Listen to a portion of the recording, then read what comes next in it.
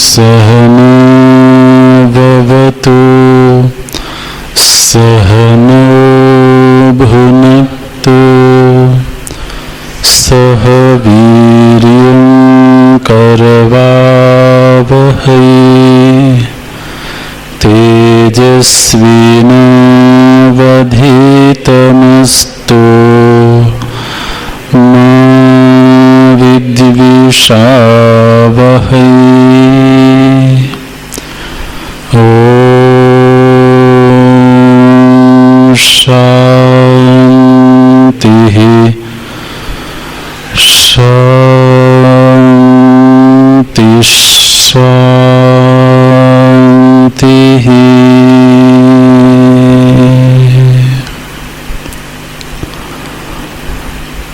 सदाशिवसमारम्भा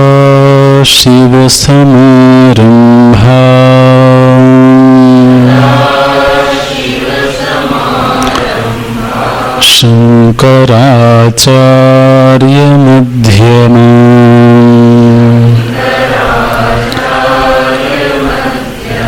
अस्मदाचार्यपर्यन्ता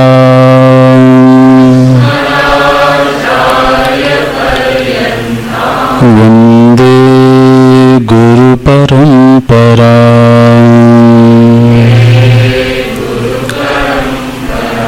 शङ्करं शङ्कराचार्यं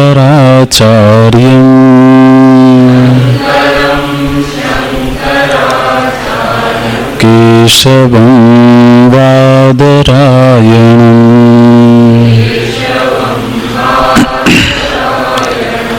सूत्रभाष्यकृतौ वन्दे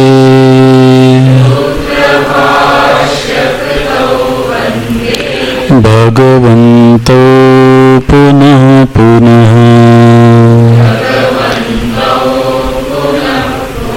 भगवन्तौ पुनः पुनः।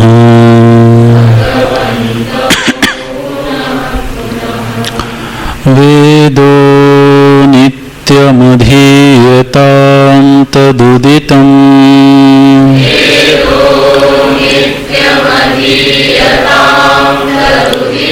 कर्म स्वनुष्ठीयताम्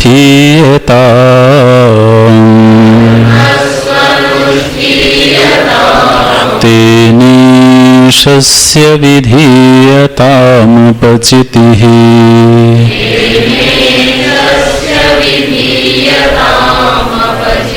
काम्ये मतिस्त्यज्यताम्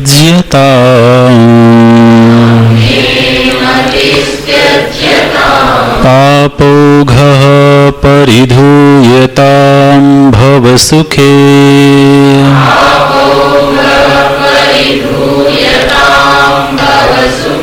दोषोऽनुसन्धीयताम्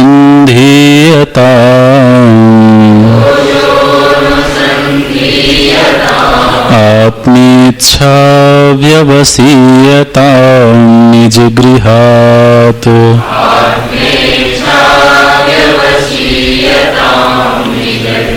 पूर्णं विनिर्गम्यताम्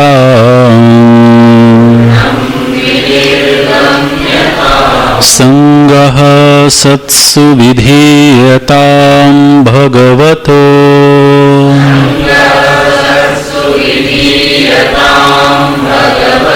भक्तिर्दृढाधीयताम्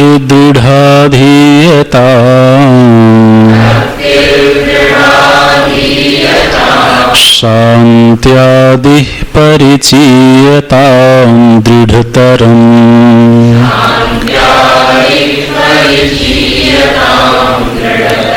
कर्माशु सन्त्यज्यताम्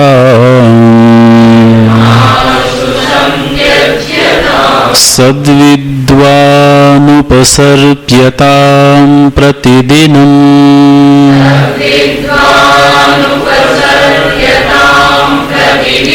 तत्पादुका सेव्यताम् ब्रह्मैकाक्षरमर्थ्यतां श्रुतिशिरः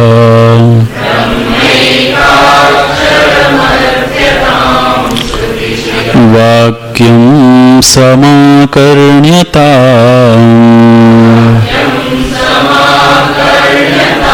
संगः सत्सु विधीयतां भगवतो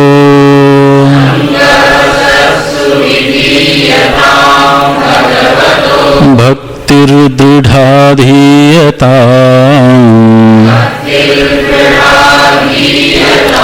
शान्त्यादिः परिचीयतां दृढतरम्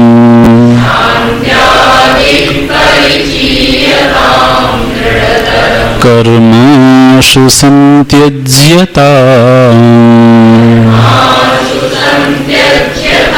सद्विद्वानुपसर्प्यतां प्रतिदिनम्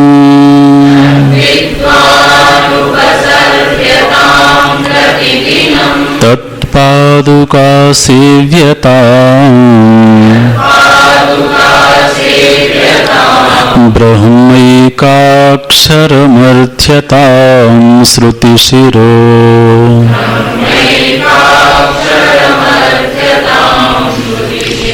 वाक्यं समाकर्ण्यताम्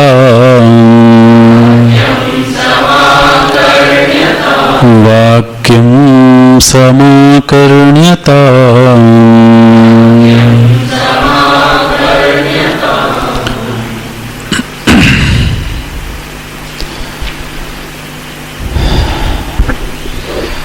भवसुखे दोषोऽनुसन्धीयताम् विषय सुख में दोष दर्शन करना चाहिए, ऐसा कहा गया। यह आवाज थोड़ा बढ़ाएं। असल में विषयों की आवश्यकता तब तक रहेगी जब तक शरीर में महत्व बुद्धि है। भोगों की आवश्यकता शरीर को है। शरीर के प्रति महत्व बुद्धि, शरीर के प्रति गरिमा का भाव, अत्यधिक प्रेम विषयों से जोड़ के रखता है। इसलिए अगर कोई ऐसा कहे कि भोगों से पूरी तरह से विरक्त हो जाएं और शरीर से प्रेम बना रहे, तो ये थोड़ा मुश्किल है। शरीर की, इंद्रियों की, मन की अपनी जरूरतें हैं। अब वो जरूरतें कितनी होंगी इसका कोई निश्चित पैमाना नहीं है, इसका कोई निश्चित मापदंड नहीं है। किसी विषय के प्रति एक व्यक्ति की जरूरत कम होगी, संभव है उसी विषय के प्रति दूसरे व्यक्ति की जरूरत ज्यादा हो। तो किसी का काम 2 जोड़े कपड़े में ही चल जाता हो और किसी के लिए तो 2 से तो कैसे काम चले। 2 बार तो एक दिन में ही बदलते हैं। तो अब उनकी आप चाहे जरूरत कहें चाहे लग्जरी कहें, जो भी है, लेकिन जिसको हम लग्जरी कहते हैं वो भी समयांतराल में जरूरत बन जाती है। तो जिसको तो हम किसी समय बड़प्पन का मापदंड मानते हैं, वही बाद में जरूरत हो जाती है। आरंभिक दिनों में जब ये मोबाइल वगैरह बहुत रेयर होते थे, तो जिसके पास होता था वो बड़ा आदमी माना जाता था, है ना।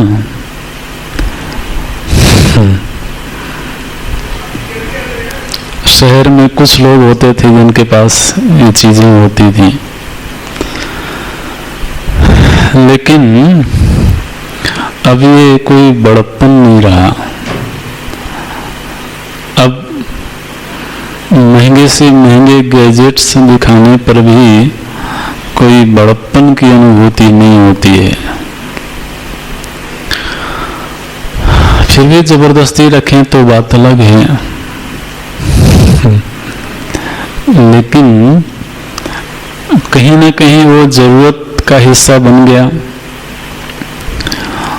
तो किसी के पास में हाथ हैं तो कोई कहता है कि देखो इसके पास हाथ हैं, क्योंकि वो सबके पास है ना, वो जीवन का अभिन्न अंग है। ऐसे ही जो सुख सुविधा की वस्तुएं होती हैं वो किसी समय अंगवत हो जाती हैं, अंग का ही हिस्सा हो जाती हैं। तो अब शरीर में जब तक महत्व बुद्धि है तो भोगों की जरूरत तो है। जितना ज्यादा इसको हम नाजुक बना के रखेंगे उतना ही ज्यादा भोगों की जरूरत होगी। जितना ज्यादा इसको सुख रोग लगा रहेगा, एक रोग होता है सुख रोग, एक रोग होता है सुकुमारता का रोग। तो आदमी कमरे में भी बिना चप्पल के नहीं रह सकता, ठीक है।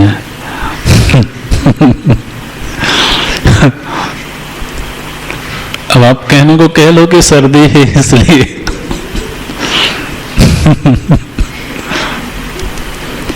लेकिन ऐसे ऐसे लोग भी मिलते हैं जिन्होंने पूरी तरह से त्याग कर दिया। एक महात्मा जी मिले हमें, उन्होंने संकल्प ही ले लिया कि अब हमें पादुकाएं नहीं धारण करना है। महाराज इतने मजबूत हो गए उनके पैर कि फिर वो बिल्कुल मई जून के महीने में गर्म सड़क में भी वो बिना पादुकाओं के चल सकते हैं। कितनी ही सर्दी क्यों न हो वो। तो इस शरीर की प्रकृति ऐसी है, इसको हम नाजुक बनाते हैं तो नाजुक बन जाता है, इसको मजबूत बनाते हैं तो मजबूत बन जाता है। हम कैसा बनाना चाहते हैं? नाजुक बनाएंगे तो जरूरतें ज्यादा होंगी,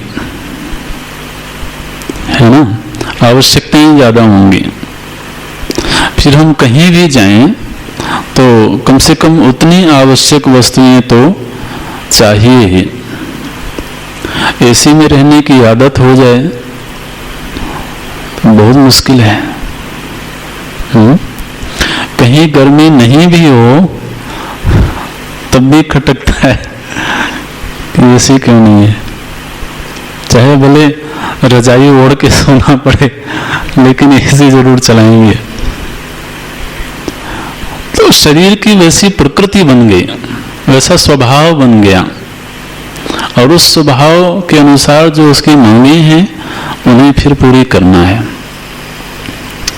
अब जब भगवान भाष्यकार कहते हैं कि विषय भोगों से थोड़ा सा विरक्ति हो, तो कहीं पीछे छिपा भाव ये है कि शरीर से भी बहुत आसक्ति ठीक नहीं है। शरीर भी बहुत मंगलमयी वस्तु नहीं है। साधन के रूप में ये मंगलमयी है, साधन धाम मोक्ष कर द्वारा, उस रूप में ठीक है, अन्यथा तो इसकी कोई महिमा नहीं है। ऐसी चीज है। तो जितना संभव हो थोड़ा सा कठोरता का भी अभ्यास हो। कठोरता का अभ्यास होगा, जरूरतें सीमित होंगी, कम वस्तुओं में भी हम रह पाएंगे। तो हम लोग अध्ययन कर रहे थे, एक विद्यार्थी आए साथ में हम लोगों के पढ़ने के लिए। उनके साथ पूरी एक छोटी सी गाड़ी आई सामान रखने वाली। तो कारपेट से लेकर के और उनके कमरे की जितनी साज सज्जा की जरूरतें हैं, वस्तुएं हैं, वो सब साथ में लेके चलते हैं। वो पहले से विरक्त थे, तो अब विरक्ति का ये तो होना ही चाहिए। तो आज हम लोग हैरान थे, हम लोग छोटा छोटा एक बैग लेके आए थे, तो शायद लगा कि हम लोग तो बहुत ही दरिद्र हैं।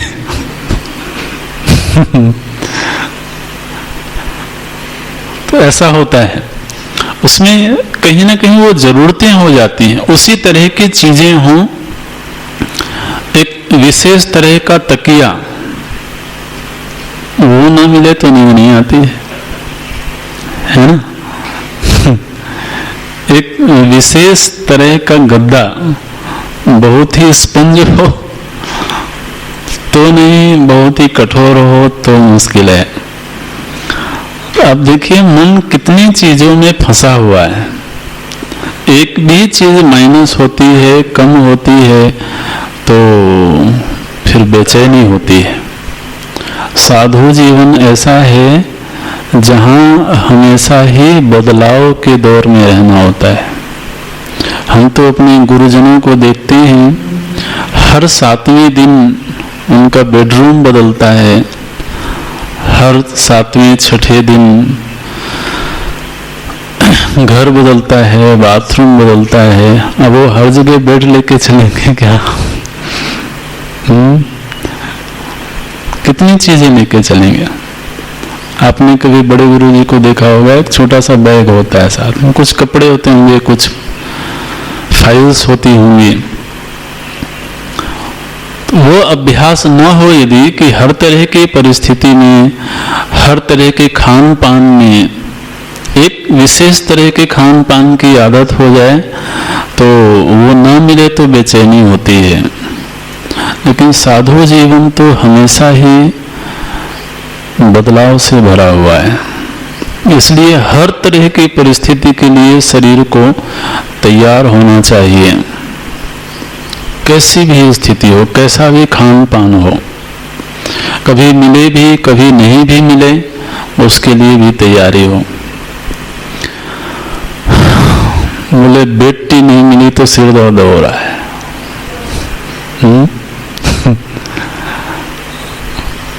ठीक है, सुबह सुबह चायम समर्पयामी की सेवा नहीं हुई तो अब शरीर महाराज नाराज है। आज क्या हो गया? बोले आज इसकी सेवा नहीं हो पाई। प्रातःकालीन जो सेवा है वो नहीं हो पाई तो ये नाराज हो गए। तो ये आदतें हैं ना, आदतें जरूरतें बढ़ाती हैं।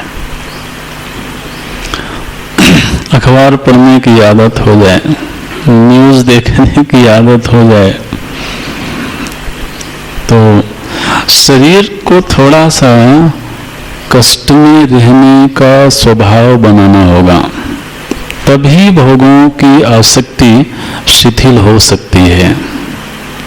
ये इस प्रसंग में जरूर याद करके रखना चाहिए। और वही ये हिम्मत कर सकता है कि वो अपने घर से निकल सके। घर से निकलने का मतलब अब तक जो उसका एक सेट पैटर्न था, रहन सहन का एक सुनिश्चित तौर तरीका था, अब वो उससे बाहर निकल रहा है। तो भगवान बुद्ध जब निकले घर से तो कहीं कोई 5 स्टार होटल बुक थी क्या? वो जहां थे वहां तो ऐश्वर्य था, सुख सुविधा की चरम थी, लेकिन जब निकले तो आगे कहाँ सोना है, कहाँ प्रसाद मिलेगा, भोजन मिलेगा, उसका कोई भरोसा नहीं है। इतनी हिम्मत तो जुटानी होगी। और वो तभी हो सकता है जब शरीर को थोड़ा सा अभ्यास हो जाए, पहले से ही अभ्यास हो जाए, तो तब हिम्मत आती है कि अब निकल सकते हैं। अब बड़े लक्ष्य की प्राप्ति के लिए किसी भी तरह की कठिनाई को सहन करने को हम तैयार हैं। तब ये प्रसंग आता है, आत्मेच्छा व्यवसीयता निज गृहात् पूर्णम विनिर्गम्यताम। उसने निश्चय कर लिया कि अब तो आत्मनिष्ठा से नीचे की कोई स्थिति नहीं चाहिए। देहम व पातयामि कार्यम व साधयामि। अब देह पतित हो तो हो, लेकिन कार्य सिद्धि से पहले तो अब कुछ नहीं चाहिए, ऐसा निश्चय। बहुत बड़ा निश्चय है बुद्धि का। बहुबुद्धि ने बहुत हिम्मत करी इसके लिए, तभी ये निष्ठा बनी, ये निश्चय हुआ, ये व्यवसायत्मिका बुद्धि का निर्माण हुआ। तो वो फिर घर से निकलता है। घर से निकलना भी निरुद्देश्य नहीं होना चाहिए, लक्ष्य विहीन नहीं होना चाहिए, पर्पजलेस नहीं होना चाहिए। घर से निकला तो किस लिए, ये जरूर निश्चय हो कि मैं किस लिए निकल रहा हूं और कहां जाना है, अन्यथा तो फिर भटकाव की स्थिति बनती है। बोले घर में झगड़ा बहुत होता है, तो क्या करें? बोले अब चलते हैं यहाँ से, इन लोगों के बीच रहना ठीक नहीं है। अच्छा कहाँ जाओगे? अब जाएंगे जहाँ भगवान ले जाएंगे। अब यदि भगवान के प्रति इतना भरोसा होता महाराज तो घर में झगड़ा ही नहीं होता। ये तो कहीं पलायन वृत्ति का संकेत है। जाएंगे जहां भगवान ले जाएंगे, निश्चित रूप से वहीं ले जाएंगे जहां फिर से झगड़ा करो। क्योंकि यदि वृत्ति ही ऐसी है तो घर हो कि आश्रम हो, क्या वहां लोग नहीं होंगे? क्या वहां सब बिल्कुल सिद्ध और वो हो तो हूं, हमारी जैसी वृत्ति है वैसा तो हम कहीं भी जाएं तो रहेंगे। तो ऐसा नहीं, उद्देश्य है, लक्ष्य है, और उसने समझ लिया कि इस लक्ष्य की पूर्ति यहां नहीं हो सकती है।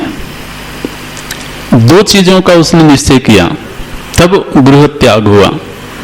एक तो उसने लक्ष्य का निश्चय किया, आत्मनिष्ठा का निश्चय किया, और उसने ये परीक्षण करके देख लिया कि ये आत्मनिष्ठा यहां प्राप्त नहीं हो सकती है।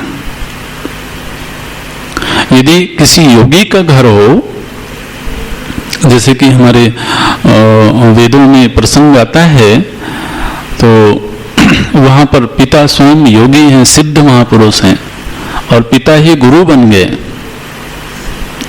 ठीक है ना? तो अब वहां गृह त्याग की कहां आवश्यकता है? क्योंकि आत्मनिष्ठा जो उनका लक्ष्य है उसकी पूर्ति वहां भी हो रही है। तो दो निश्चय हुए, आत्म इच्छा पैदा हुई और उसकी पूर्ति चूंकि यहां नहीं हो सकती है, और फिर यहां गृह का अर्थ वो कोई भी स्थान जहां वो इच्छा पूरी न हो रही हो, तो चाहे वो घर हो, चाहे कोई आश्रम ही क्यों ना हो, अगर वहां भी गए और वहां हमें सत्संग नहीं मिल रहा है, हमें हमारे अनुकूल वातावरण नहीं मिल रहा है, साधना के अनुकूल वातावरण नहीं मिल रहा है, तो सिर्फ इसलिए कि ये आश्रम है तो वो रहने की कोई आवश्यकता नहीं है। हाँ, यदि किसी को केवल रहना है तो फिर ठीक है, भंडारे तो होते ही हैं, रोज ही होते हैं, चिट्ठियां भी आती हैं, आज यहाँ भंडारा है, आज यहाँ भंडारा है, तो उसके लिए तो ठीक है। तो भंडारा प्रधान जीवन तो नहीं होना चाहिए, साधु का तो सत्संग प्रधान जीवन होना चाहिए। हमने देखा महाराज एक संप्रदाय में गए, वहां कोई भी आयोजन होगा, कोई भी उत्सव होगा, कोई विशेष दिन होगा, त्योहार होगा, तो योजना सबसे पहले भंडारे की बनती है।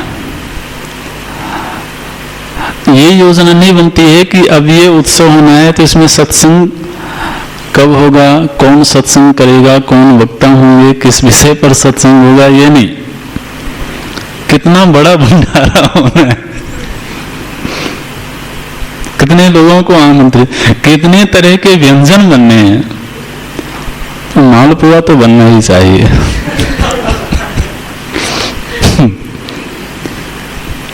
और प्रशंसा भी होती है, फला महंत जी ने इतना स्वादिष्ट प्रसाद बनवाया, इतने पकवान बनवाए, तो अच्छा है, वो भी ठीक है, लेकिन साधु तो सत्संग के लिए, सत्संग ना हो तो फिर कोई मतलब नहीं है। क्या घर में भोजन नहीं था? क्या घर में रहने के लिए जरूरत की वस्तुएं नहीं थी? अगर वही जरूरतें वहां भी पूरी हो रही हैं तब तो कोई मतलब नहीं। इसलिए उसका भी तूर्णम, वहां से भी तूर्णम विनिर्गम्यता, फिर गृहात नहीं बल्कि आश्रमात भी। तो आत्मेच्छा जग गई ना, आत्मेच्छा व्यवसीयता निज गृहात तूर्णम विनिर्गम्यता। फिर सत्संग होना चाहिए, खूब सत्संग हो, और अपने स्तर का सत्संग हो। सत्संग के भी कई स्तर होते हैं।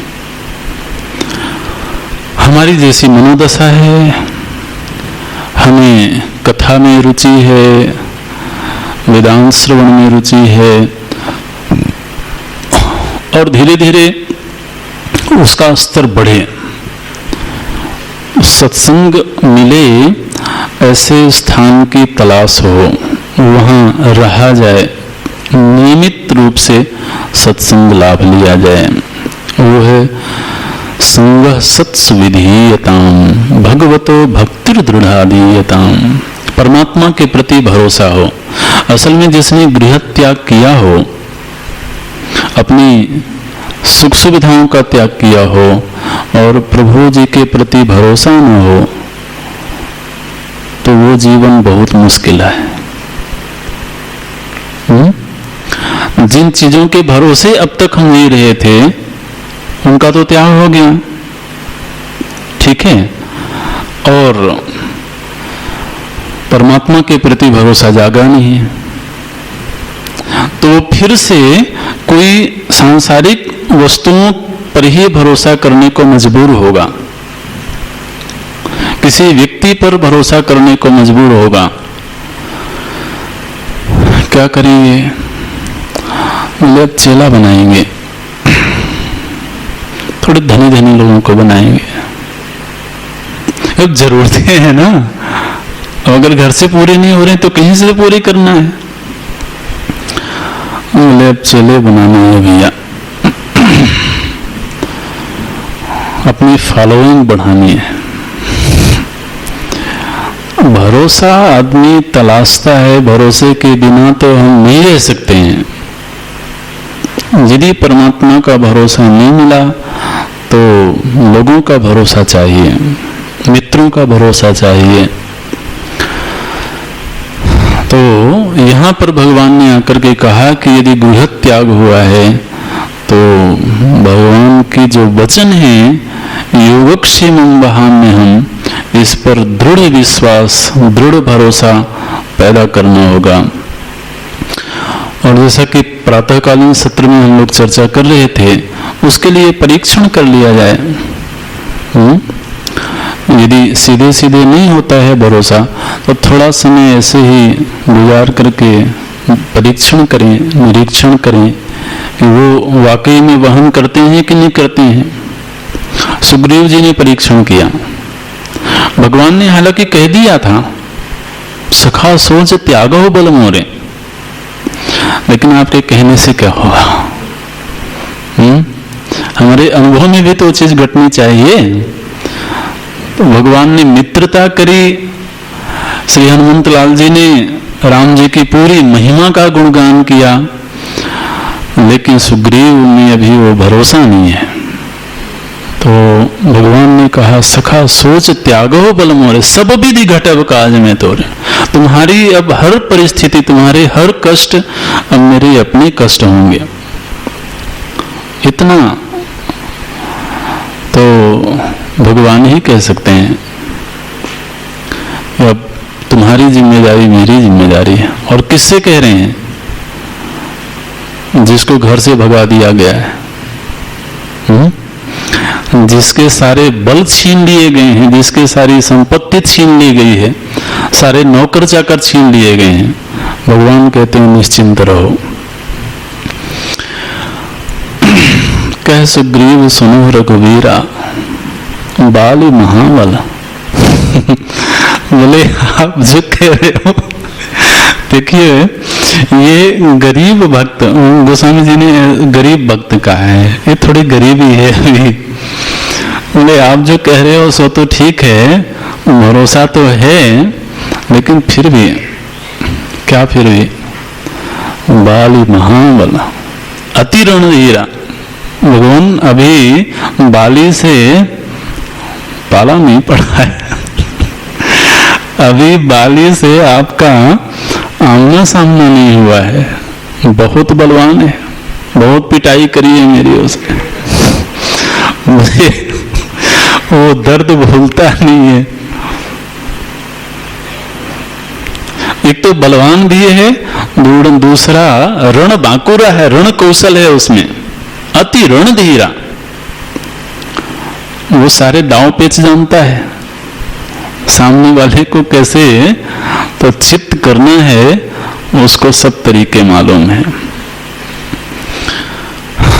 भगवान ने कहा देखो तो बोला, मैंने मित्रता करी, मैंने इतना भरोसा दिया, लेकिन पूर्व की जो चोट है वो भरोसा नहीं करने देती है। अच्छा बताओ कैसे भरोसा करोगे? तो दुंदुभि अस्थि ताल दिख रहा है, बिनु प्रयास रघुनाथ ढाए। दुंदुभि की अस्थियों का ढेर लगा हुआ था, बहुत विशाल राक्षस था महाराज। तो भगवान ने बिना किसी प्रयास को उनको ढहा दिया, ताल के वृक्षों को ढहा दिया। तब देख अमित बल बाढ़ी प्रीति। जब भगवान ने, आप देखो भगवान ही करुणा कर सकते हैं।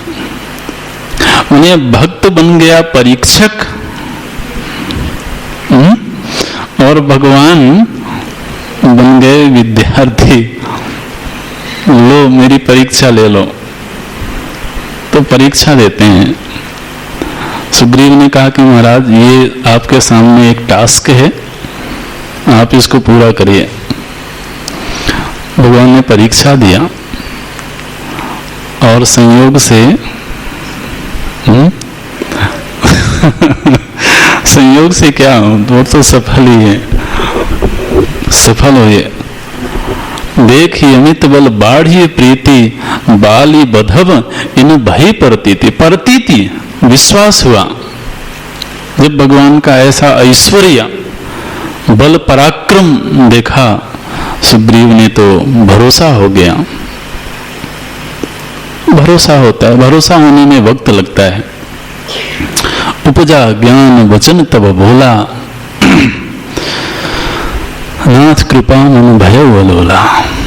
अब आपकी कृपा से, आपके अनुग्रह से मेरा मन निश्चिंत हो गया, निश्चेष्ट हो गया, दृढ़ प्रीति हो गई।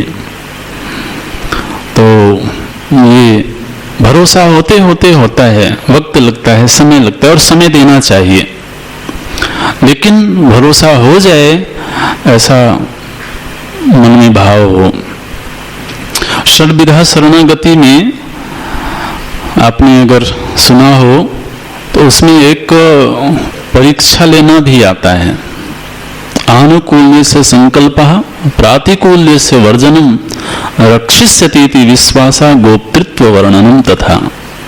गोप्तृत्व वर्णन तथा में भाव यही है कि भगवान की परीक्षा ले ली जाए। अनुभव कर लिया जाए। बहुत सुंदर है। कभी ये प्रसंग आया है सत्संग में? नहीं आया? अच्छा, तो इसको लिख लो, फिर प्रसंग होगा तो चर्चा करेंगे। आनुकूल्यस्य संकल्पः, ये शरणागति के 6 रूप बताए गए। श्री रामानुजाचार्य जी का ये श्लोक है। आनुकूल्यस्य संकल्पः प्रातिकूल्यस्य वर्जनम। अनुकूलता का संकल्प हो, प्रतिकूलता का त्याग हो। प्रातिकूल्यस्य वर्जनम रक्षिष्यति इति विश्वासः, वो हमारी रक्षा करेंगे, रक्षा करते हैं, ऐसा विश्वास हो। रक्षिष्यति इति विश्वासः गोप्तृत्व वर्णनम तथा कार्पण्य आत्मनिक्षेपः षड्विधा शरणागति है।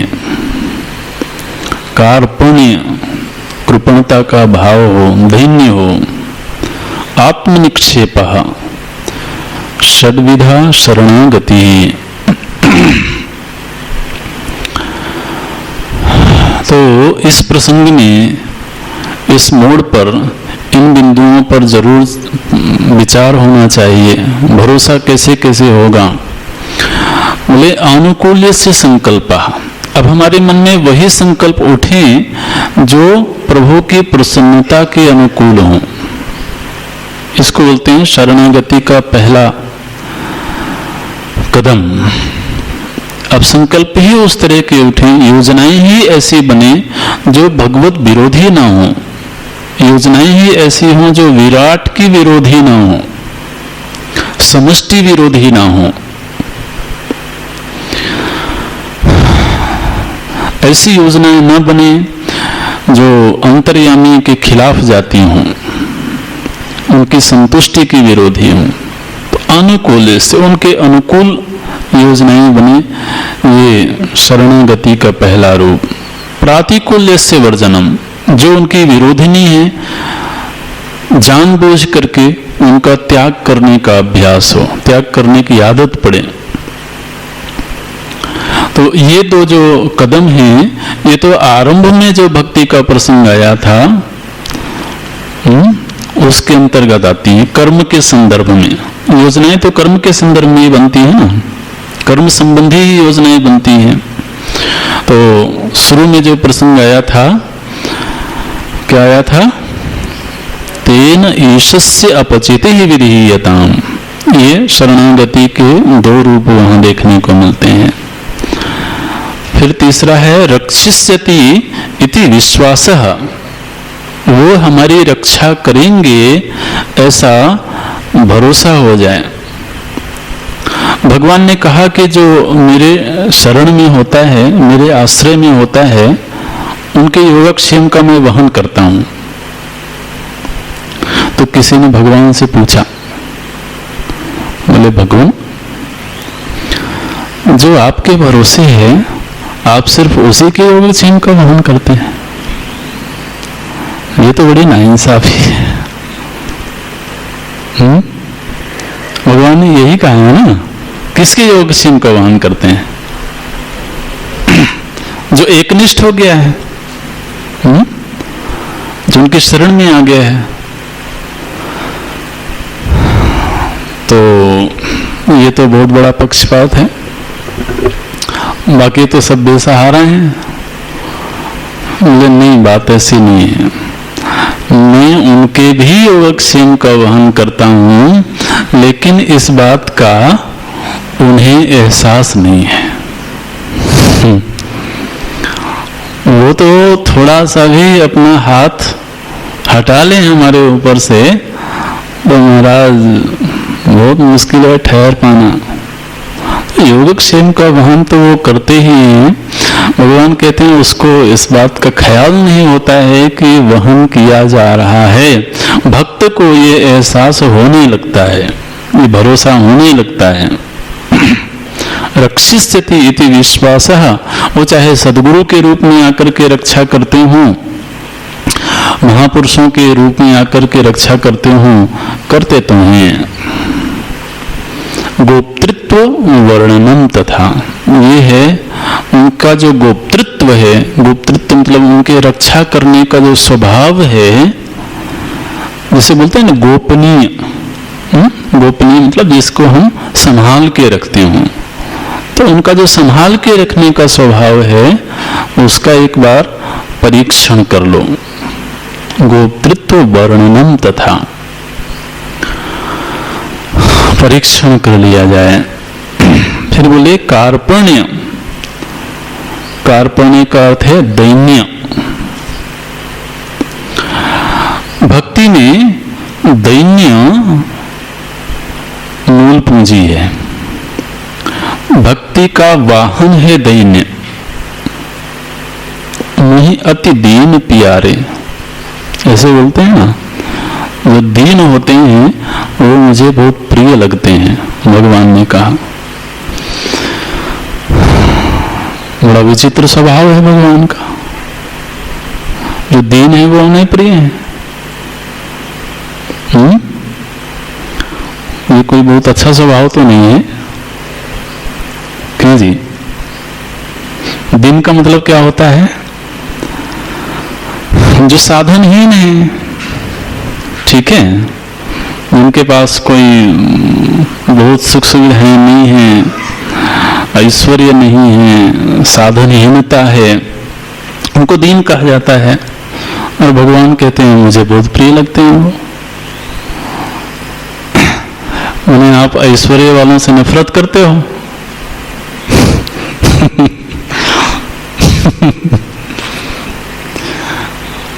नहीं, ऐसा नहीं है। दीन का मन ये है कि उनके समझ में आ गया कि इस ऐश्वर्य में तो आश्रय नहीं लिया जा सकता है। दैन्यता फिर भगवत आश्रय को पुष्ट करती है, ऐसा है। कार्पण्यम, वैष्णव संतों ने इसकी बड़ी महिमा गाई है। बोले भगवान को ये वहन करके, वाहन बन करके भक्त के द्वार लेके आती है दैन्यता। सब कुछ होने पर भी दैन्यता हो सकती है। ऐसा नहीं कि जब साधनहीन हो जाएंगे तभी दैन्यता आएगी। हमारा साधनहीनता भी कई बार अभिमान का कारण बन जाती है। ऐसा थोड़ी कि जो साधनहीन हो गए वो दैन्य आ गया उनमें, वो भी एक अभिमान हो जाता है। तो ऐसे नहीं। और बड़े बड़े साधन संपन्न भी दीन हो सकते हैं, दैन्यता हो सकती है। महाराज दशरथ के पास क्या नहीं था? चक्रवर्ती सम्राट कहा जाता है उनको। ऐसा क्या, ऐसी कौन सी वस्तु? वो तो सशरीर देवलोक तक जाते थे, इंद्रदेव के साथ मित्रता थी उनकी। इंद्रदेव के साथ युद्ध में उनकी सहायता करते थे, लेकिन तृण इव शरीर को एक तृण की भांति उन्होंने त्याग दिया। ऐसी दीनता आ गई। भगवान का एक क्षण का वियोग तो उन्हें बर्दाश्त नहीं हुआ। दैन्यता ऐश्वर्य विरोधिनी नहीं है, ऐश्वर्य में महत्व बुद्धि की विरोधिनी है। ऐसा है। ऐश्वर्य में, सुखोपभोग में आश्रय बुद्धि की विरोधिनी है दैन्यता। वो सब चीजें हों लेकिन उनमें आश्रय ना हो तो एक भरोसा, एक बल, एक आस विश्वास, ऐसा है। भरोसा प्रभु जी से हो गया, उनके चरणों में हो गया, वो कार्पण्य। और जब ये भाव आ गया तो फिर आत्मनिक्षेपा, सर्वांग समर्पण हो गया। फिर ये शरणागति के जो बहुत सुंदर प्रसंग है। तो यहाँ पर आकर के भगवान भाष्यकार कहते हैं कि उसकी शरणागति सिद्ध हो जाती है। भगवतो भक्ति दृढ़ाधीयताम, दृढ़ भक्ति का उद्रेक हुआ, दृढ़ विश्वास, दृढ़ भरोसा जाग गया। और जब ऐसा हो गया, हालांकि इस विषय पर विचार करने पर ऐसा लगता है कि ऐसा कोई एक समय आएगा, ऐसी कोई घड़ी आएगी जब पूरी तरह से दृढ़ भरोसा हो जाएगा, ऐसा तो दिखाई नहीं देता है।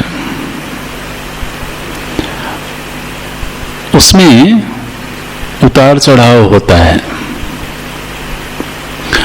हम देखते हैं महाराज, कई बार बड़े भक्त प्रकृति के लोग भी जब कोई असाध्य बीमारी हो जाती है ना, तो भरोसा किनारे होने लगता है।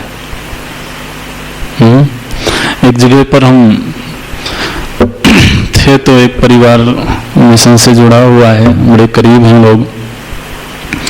तो वो माता जी हैं, बड़ी भक्त प्रकृति की महिलाएं, सत्संग में बहुत प्रेम, और उनके जीवन में कुछ ऐसा संयोग आया, ऐसी परिस्थिति आई कि उनकी बहुत वृद्धावस्था नहीं थी, प्रौढ़ावस्था ही थी, और उनके पति देव का देहांत हो गया।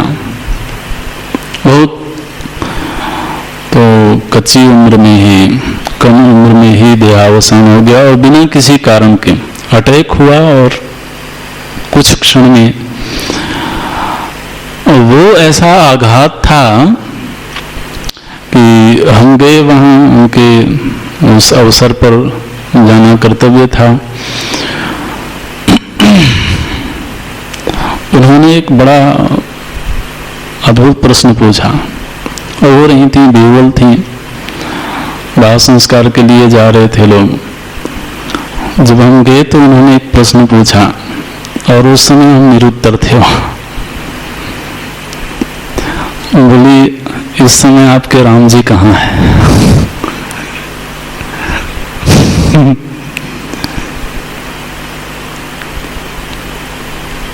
अब क्या बताएं? बोले, राम जी के होने का मतलब ये थोड़ी है कि कोई मरेगा ही नहीं।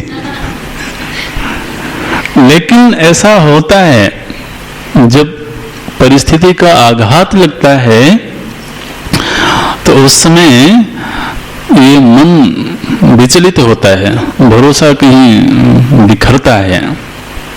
तो दृढ़ भरोसा, भगवान कहते हैं भक्ति दृढ़ाधीयताम, लुंज पुंज भक्ति नहीं,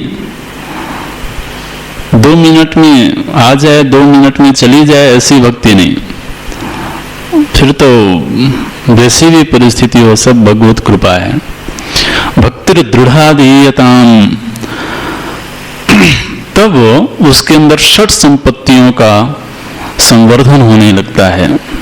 अगला कदम क्या कहते हैं? शांत्यादि परिचीयताम दृढ़तरं कर्माशु संत्यज्यताम। शांत्यादि परिचीयताम, चिनौती, संग्रह करने के अर्थ में है। तो बोले शांति आदि जो सद्गुण हैं, शम, दम, उपरति, तितिक्षा, समाधान, श्रद्धा, विवेक, वैराग्य, ये जो आंतरिक संपत्तियां हैं, फिर वो धीरे धीरे उनका संग्रह होने लगता है। इस वाक्य से ऐसा लगता है कि जैसे हम पुष्प चुनते हैं ना, उसको भी चुनना ही बोलते हैं, संग्रह करना, पुष्प चुनना। तो ऐसे ही मानो कि ये साधक इन संपत्तियों को चुनता है, थोड़ा थोड़ा करके इनको बढ़ाता है, श्रम को बढ़ाता है, प्रतिदिन परीक्षण करता है कि अभी कितना श्रम मेरे अंदर है, कितना दम आ गया, कितनी उपरति आ गई। तो वो आत्म परीक्षण करता है, निरीक्षण करता है, और फिर योजनाबद्ध तरीके से इनको बढ़ाने का प्रयास करता है।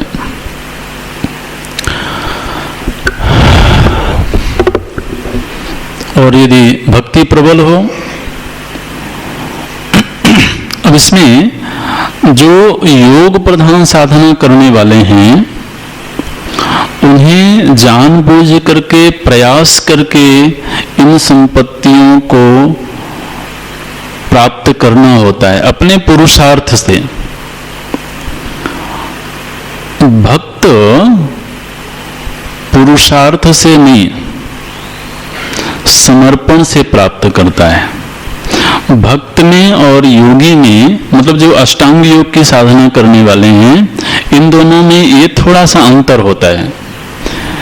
वो अब जैसे यदि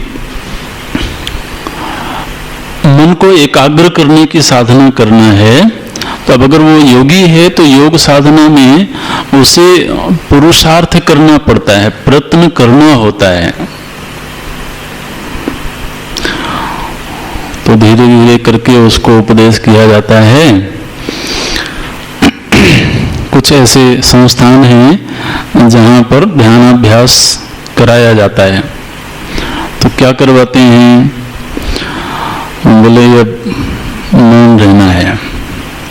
अच्छा, देखो एक दूसरे की ओर देखना भी नहीं, क्योंकि अब वहां पर कैंप में कई लोग होंगे, तो कई लोग होंगे तो कभी न कभी किसी पर नजर भी पड़ेगी। बोले नहीं, एक दूसरे को देखना मत, और देखना भी तो पीछे पीछे से देख लेना। अरे भाई पीछे से देखे तो नजर तो मिलेगी नहीं। कई बातें तो नजरों से हो जाती हैं, तो नजरों से भी विचारों का आदान प्रदान हो जाता है। बोले बस नजर नहीं मिलनी चाहिए, तो एक दूसरे को देखना नहीं, किसी से बात नहीं करना, चाहे भले वहां पति पत्नी ही क्यों ना हो। लोग परेशान हो जाते हैं महाराज। हमें तो एक सज्जन मिले, बोले मुझे हार्ट अटैक आ गया।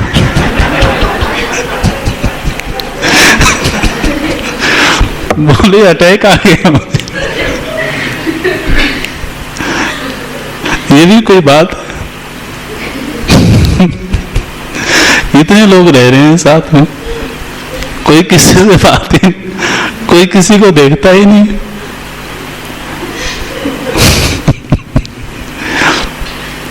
घर में थे, दिन भर बकबक होती थी, एकदम से रोक दिया गया। वो भी तो शॉकिंग तो हो गई ना। मैंने शांति का भी तो अभ्यास करना पड़ता है, मौन का भी अभ्यास करना पड़ता है। बोलते बोलते एकदम कह दिया गया कि अब आप मौन, तो अभ्यास के विपरीत है, वो अभ्यास के विरुद्ध है।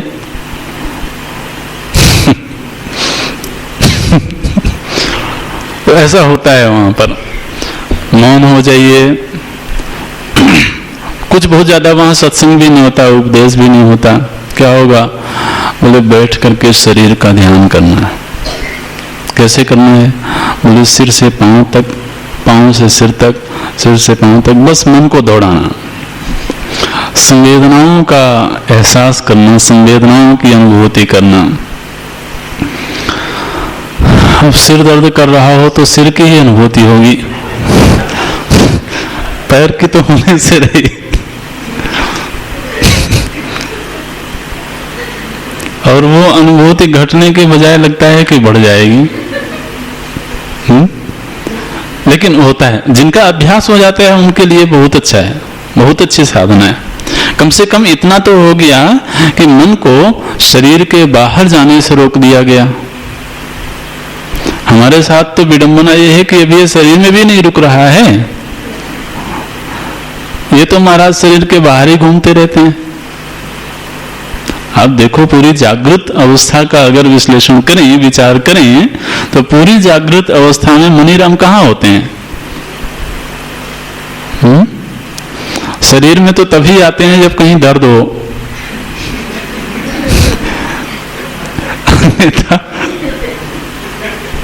ये ख्याल भी नहीं आता कि मेरे पास सिर भी है, आता है ख्याल?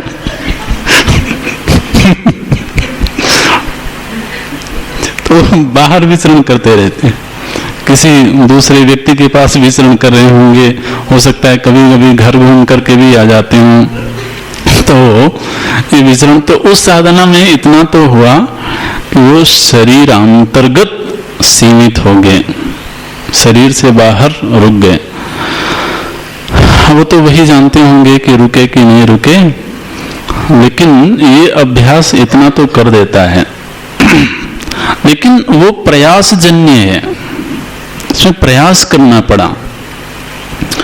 फिर वहां तो खैर उतनी ही साधना होती है, उससे आगे फिर मानो कि दृष्टानुसंधान हो तो वृत्तियों को देखते हुए दृष्टा के करीब जाना। तो जितनी भी वो साधना है, यम का अभ्यास करना, नियम का अभ्यास करना, वो सब हम सभी के जीवन में होना चाहिए। प्रयास साध्य है वो। जिनको भक्ति का आश्रय मिला हुआ है वहां तो समर्पण से ये सारी संपत्ति अपने आप आती चली जाती हैं। सकल भुवन मध्य निर्धनास्तेपि धन्याः निवसति हृदयेषाम। भागवत जी में प्रसंग आया, बोले दुनिया में कितना ही दरिद्र क्यों ना हो, दुनिया की दृष्टि में कितना ही दरिद्र क्यों ना हो, लेकिन यदि उसके हृदय में भगवत भक्ति है तो धन्य है। सकल भुवन मध्य निर्धनाः तेपि धन्याः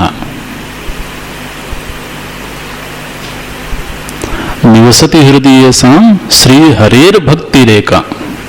जिसके हृदय में श्री हरि की एक निष्ठ भक्ति निवास करती है वो संपन्न है, धनी है। वो जोग कुजोग ज्ञान अज्ञानो जहन राम पद प्रेम प्रधानो। तो भक्ति हो, समर्पण हो तो ये शांति आदि वृत्तियां तो आती ही हैं, आके रहेंगी। इनको फिर रोकना भी चाहिए तो वो जरूर आ जाएंगी। आप देखिए वो व्यक्ति अपने आप ही, उसका व्यवहार, उसकी वाणी, उसका रहन सहन मधुर हो जाता है, माधुर्यता आ जाती है। मधुराधिपति से संबंध जोड़ गया ना, तो जीवन तो मधुर हो ही जाएगा। शांति आदि परिचीयताम, जानबूझ करके शांति आदि वृत्तियों का संग्रह हो। दृढ़तरम कर्माशु संत्यज्यताम। ऐसा लगता है कि उस व्यक्ति ने गृह त्याग तो किया था लेकिन कर्म त्याग नहीं हुआ था।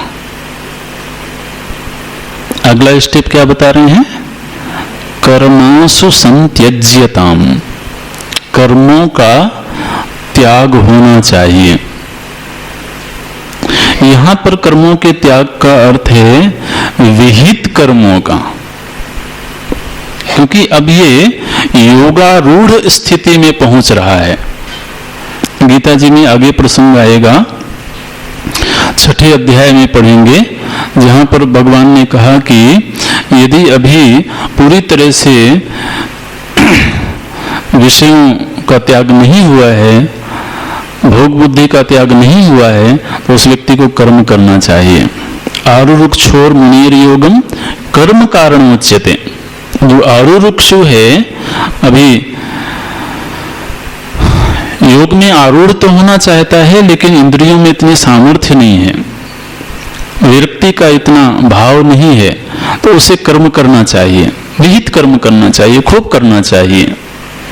लेकिन अगर वो योगारूढ़ की स्थिति में पहुंच गया तो वो विधिवत तरीके से विहित कर्मों का भी त्याग कर सकता है। उसके लिए वहां पर भगवान बोले योगारूढ़स्य तस्यैव क्षमा कारण मुच्यते। तस्यैव, वही जो आरुरुक्षु था, वही सत्कर्म करते करते, योगाभ्यास करते करते, और सत्कर्म कहने से भी अच्छा ये होगा कर्म योग करते करते, उसमें इतनी योग्यता आ गई कि अब कर्माशक्ति खत्म हो गई, तब वो योगारूढ़ हो गया। और ऐसा जो योगारूढ़ व्यक्ति है वो विधिवत तरीके से अपने विहित कर्मों का भी त्याग कर सकता है। इसको बोलते हैं, तो ये भी संन्यास का एक रूप है। संन्यास वृत्ति आ गई उसमें। अभी विद्वत संन्यास नहीं आया, परमार्थ संन्यास नहीं आया, लेकिन जिज्ञासा तो जाग गई और जिज्ञासा पूर्वक भी वो शब्द ब्रह्माति वर्तते जिज्ञासुरपि योगस्य, वो जिज्ञासु भी हो गया, वो भी अब तो शब्द ब्रह्म का अर्थ है जो वेद विहित कर्म हैं उनसे भी वो ऊपर उठ सकता है। तो उसके लिए यहाँ पर भगवान बोले कि यदि शम दम उपरति से संपन्न अंतःकरण हो गया तो फिर वो व्यक्ति विहित कर्मों का त्याग कर सकता है। विहित कर्म माने नित्यादि कर्मों का भी वो त्याग कर सकता है। लेकिन ये बहुत ऊपर की स्थिति है। अब चूंकि भगवान ने कह दिया है तो चलो हम भी कर लेते हैं, आज से पूजा पाठ बंद। क्यों जी? बोले भगवान ने कहा है। अच्छा, आज से जप करना बंद, संध्या बंदन बंद। ठीक है, फिर क्या करेंगे? बोले क्या करेंगे? ध्यान करेंगे, समाधि का अभ्यास करेंगे। बहुत अच्छी बात है, लेकिन समाधि के लायक चित्त हो गया कि नहीं, ये तो अपने आप के प्रति ईमानदार रहना चाहिए। तो वो समाधि के चक्कर में कहीं योग निद्रा का अभ्यास तो नहीं हो रहा है?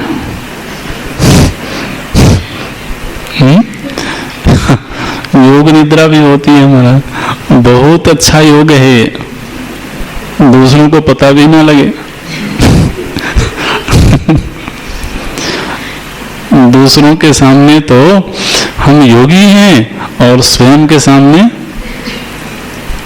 इन दोनों को अलग अलग कर लो।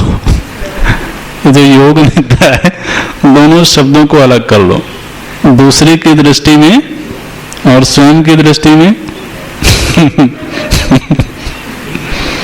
ऐसा ये बड़ा अच्छा रूप है, इसका भी अभ्यास करना चाहिए।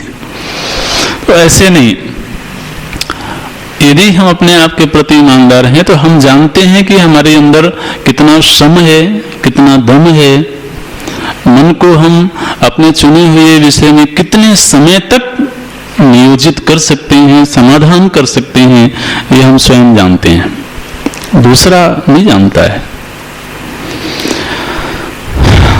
और यदि वो स्थिति आ गई तो फिर कर लेना चाहिए। भगवान बोले दृढ़तरम, दृढ़ता पूर्वक। जब व्यक्ति ब्रह्मचर्य आश्रम से संन्यास आश्रम में प्रवेश करता है तो वहां क्या होता है? शिखा सूत्र का त्याग होता है ना? शिखा सूत्र का त्याग हुआ मतलब अब संध्या बंदन आदि भी छूट गए, यज्ञ याग आदि भी छूट गया। तो अभी आज तक तो हम ये सब कर रहे थे और अगले ही दिन हमने त्याग कर दिया। तो अभी तक की जो हमारी जीवनचर्या थी वो एकदम से ही अवरुद्ध हो गई ना, एकदम से रुक गई। तो अगले दिन से वो उस समय पर करेगा क्या? क्योंकि हमने अपने दिनचर्या में जिन जिन कार्यों को जोड़ा हुआ है, शामिल किया हुआ है, उस समय पर वो कार्य हमें आकर्षित करते हैं, हमसे कहते हैं कि अब तुम्हें ये करना है। मन का कोई कोना सजग हो जाता है, जैसे वो वक्त आता है वैसे ही वहां घंटी बजनी शुरू होती है, होता है ना। जैसे भोजन का समय हो जाए तो किचन में चाहे भले घंटी ना बजे, और हमारे हॉस्टल में तो सुनाई भी नहीं देती है, ऐसा लोगों ने बताया। यहाँ की घंटी चाहे भले ना सुनाई दे, अपने अंदर की घंटी तो सुनाई दे देती है, और इसलिए आदमी चल पड़ता है और बिल्कुल सटीक समय पे पहुंचता है। यहाँ की घंटी बजने में विलंब भी हो जाए, उसमें विलंब नहीं होता है, बिल्कुल सही समय पर बजेगी और हम पहुंच जाएंगे।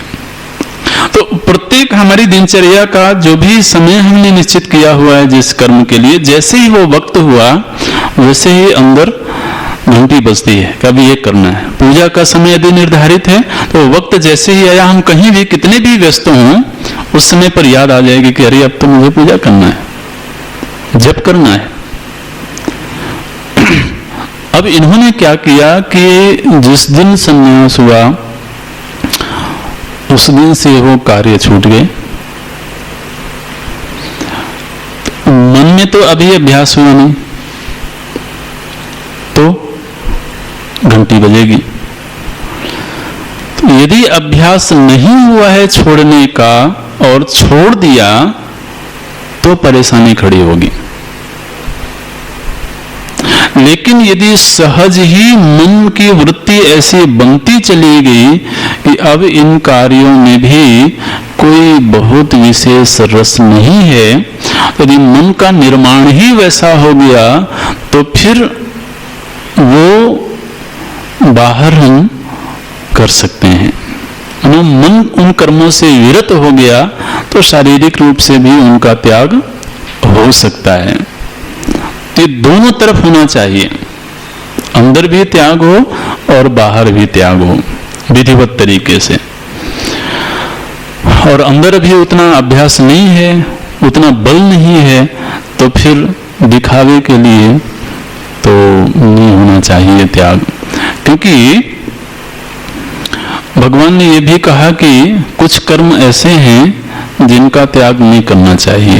यज्ञ है, तप है, दान है, इनका त्याग नहीं होना चाहिए, भगवान ने कहा। तो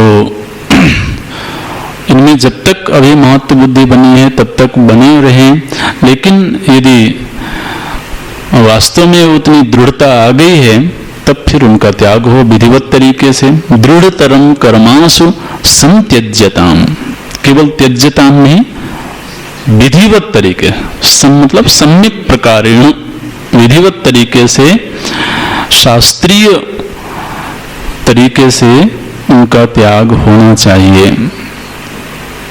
और उसके बाद फिर वो सद्गुरु के पास जाकर के और आत्मविद्या के लायक हो गया वो व्यक्ति। तो ऐसा क्रम है, बहुत सुंदर क्रम है। आगे अगली कक्षा में देखते हैं। पूर्णमदः पूर्णमिदं पूर्णात् पूर्णमुदच्यते पूर्णस्य पूर्णमादाय पूर्णमेवावशिष्यते। ॐ शान्ति शान्ति शान्तिः। हरि ओम। श्री गुरुभ्यो नमः। हरि ओम।